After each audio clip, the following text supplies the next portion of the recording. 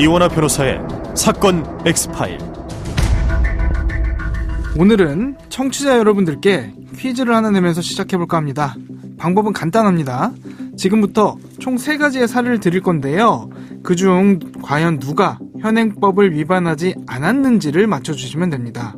힌트를 드리자면요. 3가지 사례 중 현행법을 위반한 사람은 단 한 사람입니다. 그럼 먼저 첫 번째 사례 나갑니다. 대학로에서 연극배우로 활동하고 있다는 A씨. A씨는 그날 무대에서 쓸 소품용 모형총을 들고 지하철에 탑승했습니다. 그런데 건너편에 앉아있던 한 여성이 이 소품용 모형총을 발견하곤 깜짝 놀라 A씨를 경찰에 즉각 신고했다고 하는데요. 과연 A씨는 법을 위반했을까요? 한번 상상해 보시기 바랍니다. 어느 날 지하철을 탔는데 소품용 모형총을 들고 있는 사람과 눈이 마주친다면 어떨까요? 이거 법적으로 문제 없는 걸까요? 이쯤에서 두 번째 사례도 듣고 오겠습니다. 평범한 회사원인 B씨의 은밀한 취미생활은 온갖 사이트에서 사들인 밀리터리 제품들을 착용하고 SNS에 사진을 올리는 것이었습니다. 그날도 검은색 복면과 새로 산 군화까지 착용한 채 가스형 비비탄 총을 들고 자신의 아파트 단지를 서성이고 있었죠. 사진 찍기 딱 좋은 곳을 물색하고 있었단 건데요. 과연 B씨는 법을 위반한 걸까요? 청취자 여러분들 생각은 어떻습니까? 밀리터리 복장을 한 채 장난감 비비탄 총을 들고 다니는 이 남성, 법을 위반한 걸까요? 자, 그럼 마지막 사례까지 듣고 오겠습니다. J씨가 해당 사이트에 들어가게 된 건 순전히 우연만은 아니었습니다. 평소 J씨의 인터넷 검색어의 상당량은 총기와 관련된 것들이었죠. 총기 개조, 사제 총기 제조법, 불법 총기, 화약류 제조법 등등 주제도 참 다양했습니다. 그러던 어느 날 인터넷에 올라온 진짜 살상력 있는 총기 만드는 법을 다운받게 됐다는데요. 이 파일 안에 도면과 발사 방법까지 아주 자세한 내용이 담겨 있었죠. 과연 J씨의 이 같은 행동은 법을 위반한 걸까요? 조금은 황당하지만 실제 우리 주변에서 벌어질 법한 모의총포 관련 총 3가지의 사례 들려드렸습니다. 과연 이 3가지 사례 중 법을 위반하지 않은 케이스는 어떤 걸까요? 정답은 잠시 후에 알려드리겠습니다. 이원하 변호사의 사건 X파일. 안녕하세요. 저는 변호사 이원하입니다. 안녕하세요. 이원하 변호사의 사건 X파일 이원하입니다. 오늘도 로엘 법무법인 이태호 변호사와 함께합니다. 변호사님 어서 오세요. 안녕하세요. 이태호 변호사입니다. 오늘 이 변호사님과 함께 다뤄볼 사건 파일은 이겁니다. 사건은 보이는 것보다 가까이 있다. 변호사의 눈으로 냉철하게 바라본 사건 사고. 이원하 변호사의 사건 X파일. 23번째 파일. 모의 총포의 적법성. 청취자분들 입장에서는 모의 총포라는 말이 조금 어색하실 수도 있거든요. 정의부터 짚어봐야겠습니다. 어떤 것들이 포함되는 걸까요? 일단은 모의 총포는 총포, 도검, 화약류 등 안전관리에 관한 법률, 이걸 총포 화약법이라고 합니다. 여기서 이제 정하고 있는데요. 총포는 뭐 아실 거예요. 군대 다녀오신 분들은 아실 건데 뭐 총이나 포, 박격포 이런 거고, 모의 총포는 쉽게 얘기하면요. 이게 이제 그 총처럼 보여야겠죠, 당연히. 그래서 금속 또는 금속 이외의 소재로 만들어진 건데 총포랑 아주 비슷해가지고 범죄에 악용될 소지가 있는 그런 거를 얘기를 합니다.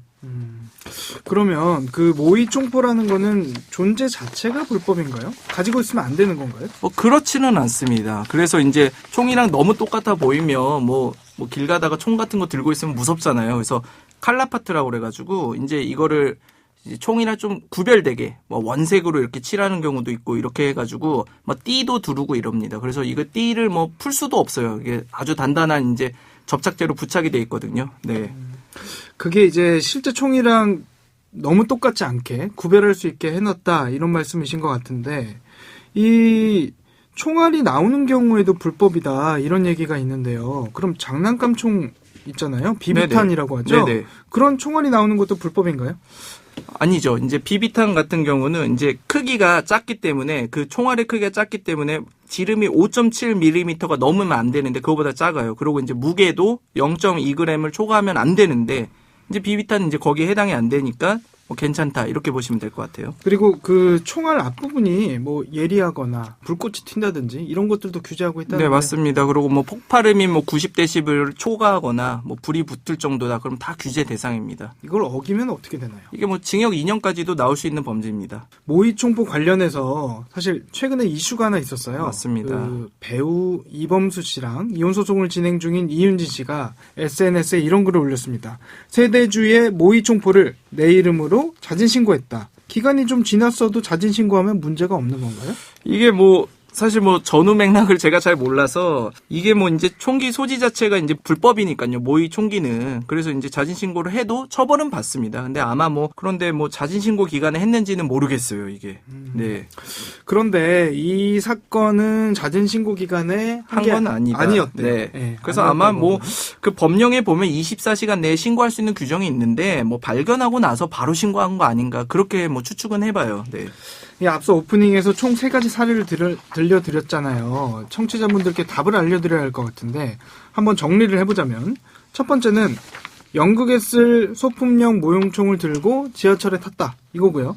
두 네. 번째는 SNS에 사진 올리려고 군복 쫙 빼입고 가스형 비비탄 총 들고 아파트를 서성거리던 케이스. 그리고 마지막 케이스는 사제 총기 만드는 법을 인터넷에서 다운로드 받았다 네. 이거거든요. 네. 이 3가지 중에서 2개는 불법이고 1개는 불법이 아니다. 이건데 정답이 뭔가요? 정답 맞추기 어려웠을 것 같아요. 정답은 3번입니다. 아, 네. 일단은 기본적으로는 이 총포 화약류 제조법을 올리면 안 돼요. 인터넷에. 올리거나 이런 거는 안 되는데 다운로드 받는 것까지는 그렇게까지 위험성이 없다고 봐서 처벌 이제 규정 같은 거는 없어요. 왜냐면 또 호기심 때문에 그런 거 이제 찾아보시는 분들도 계시잖아요. 그래서 직접적인 처벌 대상은 아닌데 또 이제 여기서 문제되는 거 또 그거 보고서 만든다. 그러면 또 이제 문제되죠, 당연히. 이 총기 제조법을 단순히 내려받는다고 해서 처벌이 되진 않습니다만 경찰 측에서는 인터넷 공간에서 유포되고 있는 총기, 화약류, 제작 방법과 같은 유해 정보들을 집중적으로 감시하겠다. 이런 방침이거든요. 이 점은 잊지 마셔야 할 것 같습니다. 자, 그러면 지하철에 소품으로 쓰이는 모형총 갖고 타는 거 불법인가요? 가짜 총인데도 법적 처벌 받을 수 있는 겁니까? 이거 실제로 있었던 사건입니다. 아, 이게 있었던 사건인가요? 네, 오래된 사건도 아니고 작년에 있었던 사건인데 연극 단원인 A씨 40대인데요. 엽총이에요, 이게. 엽총은 이제 지하철에 탑승했을 때 이제 같이 들고 탔는데 이거 본 사람이 보면 이제 얼마나 황당하겠어요. 이제 무섭기도 하고. 그렇죠. 대한민국 이제 총기가 없는 나라인데. 그래서 이제 신고를 한 거죠. 그래서 이제 경찰이 바로 잡았어요. 바로 잡아가지고 이제 보니까 연극용 소품이었다 이거예요. 그래서 이제 그분은 연극 단원이잖아요. 그래서 어떻게 보면 이제 그 실제로 연극하기 위해서 썼던 건데 일단은 그렇게 된 거고 이거 관련해서 뭐 말씀드리고 싶은 거는 뭐 2009년도에 이제 헌법재판소에 이런 동호회 있잖아요. 모형총기 애호가들. 그렇죠. 유튜브 같은 데 보면 많이 나옵니다. 그래서 이거 좀 너무 규제 심한 거 아니냐 우리나라만 해서 이제 헌법소원을 걸었는데 뭐 결과적으로는 합헌 판결이 나왔어요. 한마디로 이렇게 규제하는 거 괜찮다. 왜냐하면 공공의 안전 때문에 뭐 저도 뭐 이해는 가요. 공공의 안전 때문에 이제 이런 부분들은 뭐 이렇게 규제를 하는 거고 뭐 사실 총포의 종류가 다양하고 그러니까 이거 기술적이고 전문적인 영역이니까 이 정도는 괜찮다 이렇게 헌법재판소에서는 판단을 내린 거죠. 그러면 이 모형 총기가 실제 총과 좀 유사해야 된다. 그 총기 유사성이 문제가 될 것 같은데 맞습니다. 그건 누가 판단합니까? 애매하죠. 사실 애매합니다. 그래서 이 유사성은 결국은 외관에서 드러나는 게 사실 크다고 보시면 될 것 같아요. 그러니까 뭐 누가 봐도 딱 봐도 장난감 총이면야 괜찮은데 이거 뭐 진짜 살상용 총처럼 보이고 그러면 사실 이거 정말 공포스럽지 않습니까? 그리고 이게 결국은 법률적인 주관적인 가치 판단이 들어갈 수밖에 없을 것 같아요, 이 부분은. 그래서 뭐 이제 시행령에 이제 정해져 있는 것들이 있는데 사실 그거를 그대로 이제 생각하기는 좀 어렵고 이제 뭐 실생활에서 봤을 때 무섭냐 아니냐 이런 것도 하나의 기준점이 될 것 같아요. 그런데 이게 이제 연극단원 입장에서는 연극용 소품인데 그렇죠. 나 이런 걸로 처벌받을지 몰랐다 억울하다 이런 생각 들 수 있을 것 같거든요. 이게 참 웃긴 게 이제 법률의 부지라고 하는데 법률 몰랐다 이게 이제 항변 사유가 되냐 뭐 결론부터 말씀드리면 항변 사유가 되기가 좀 어렵고 사실 뭐 엄청 세게 처벌하지는 않을 것 같아요. 이런 부분들은 검사님도 아마 뭐 어느 정도 이제 재량권 범주 내에서 뭐 기소유예나 이런 식으로 정리해주지 않았을까 싶은데 이 뭐 법률을 몰랐다라는 게 어떤 그 빠져나갈 수 있는 변명거리가 아니어서 그래서 이제 저희가 이런 방송을 통해 가지고 이 모의 총포 위험하다 이런 말씀을 드리는 겁니다.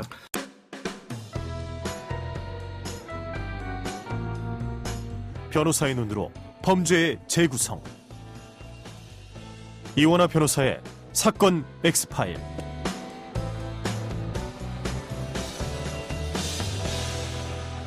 이 변호사님 혹시 강철 부대 보셨습니까? 사실 시즌 1은 열심히 봤던 것 같습니다. 그래서 거기에 이제 잘생긴 남자 군인들 많이 나오시잖아요.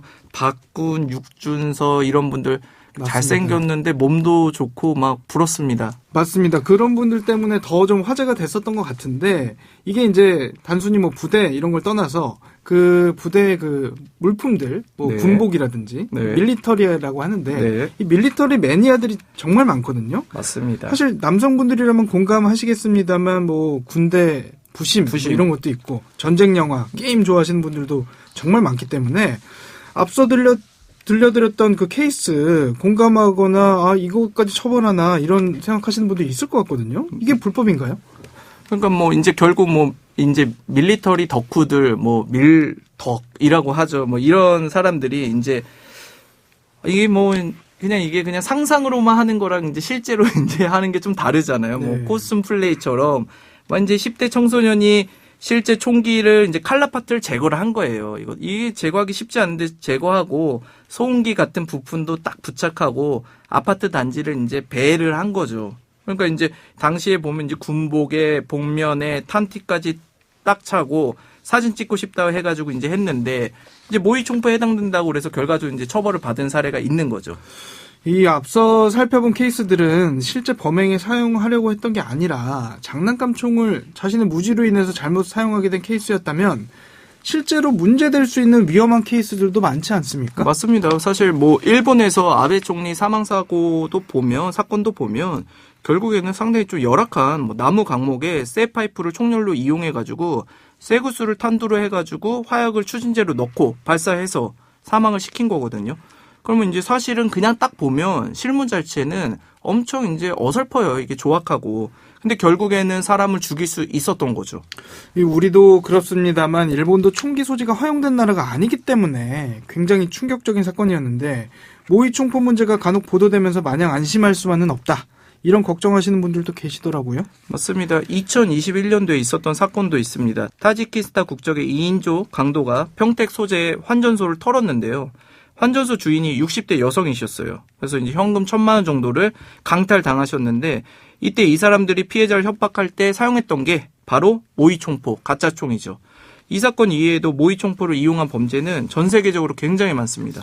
심지어 불법으로 총기를 제작해서 판매하는 사람도 있다고 했어요. 황당해요. 황당한데 서울에서 이제 병원장님이세요. 의사가 네. 병원장님이시근데 경기도 일산 쪽에 이제 막 가보시면 뭐 이제 공장 같은 게 있어요. 그래서 공장 문을 열면 막 이제 총포를 이제 그 전문가들이랑 만들어서 이걸 또 팔아가지고 이게 침의 영역을 넘어서가지고 이분이 이 성능 테스트를 해보겠다고 자기 병원에 가지고 와서 그걸로 엘리베이터 쪽에다 막 쏜 거예요. 그러면 이제 엘리베이터 벽면에 이게 막 파여진 게 있는 거죠. 왜 그러셨는지 모르겠어요. 이 전문직에 어떻게 보면 이제 꽂히는 이 의사 하시는데 뭐 경제적인 문제 때문에 하지는 않았을 것 같고요. 어떻게 보면 좀 재밌는 사건입니다. 네네. 이게 아직 우리나라에서는 발생하진 않았습니다만은 미국에서는 3D 프린터로 만든 유령총 고스트건이라고 하는데요. 이게 문제가 되면서 처벌 규정까지 생겼다는 것 같더라고요. 맞습니다. 고스트건은 한마디로 이제 부품을 따로 들인 다음에 만드는 거죠. 보통 총기는 다 이제 일련 번호가 있고 엄격하게 이제 컨트롤이 되고 이제 규제가 되는 건데 이걸 이제 아예 그냥 처음부터 만드는 거고 이제 뭐 우리한테는 좀 적인데 버지니아 공대 사건 이제 조승희 씨 그게 그런 거거든요. 이제 보면 이제 아예 이제 총기 구매가 안 되고 뭐 이러니까 자기가 만들어 가지고 이제 했다 이거죠. 그래서 3D 프린터 같은 것도 보면요. 이 총기 재료 자체가 금속성이 아니라 플라스틱이니까 이게 이제 뭐 잡기도 어렵고 이걸 규제하기도 상당히 어려울 거다 이렇게 보는 거죠.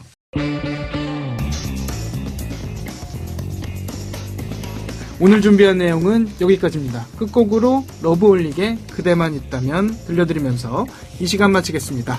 여러분은 모두 변호받아 마땅한 사람들입니다. 사건 엑스파일! 여러분 고맙습니다.